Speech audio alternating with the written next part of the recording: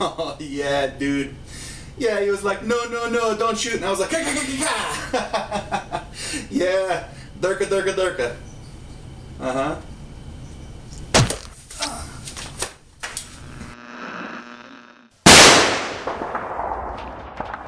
What's up, guys? Dallas46, you're watching Intrigue Airsoft.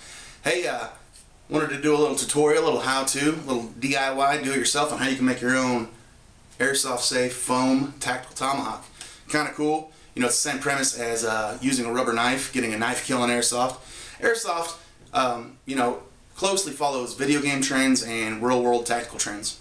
And, you know, one, if you played the Medal of Honor line, Medal of Honor Tier 1 and Medal of Honor Warfighter that's just came out, instead of a knife kill, when you come up close on somebody, you're hitting them with a tomahawk, just cutting arms off. It's awesome, man. It's degrading. It's a little demoralizing. It's pretty cool.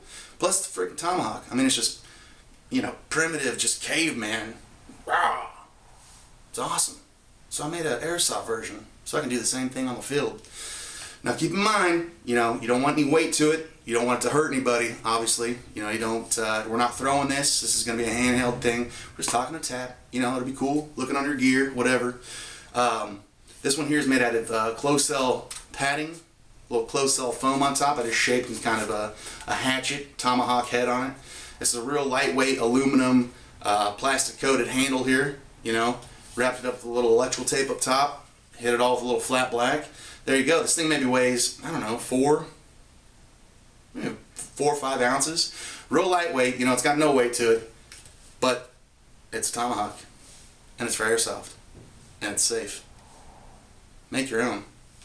Let's hit people with these. Well, not really, but, you know, just touch them. Ah, tomahawk kill. Not a knife kill. Tomahawk kill.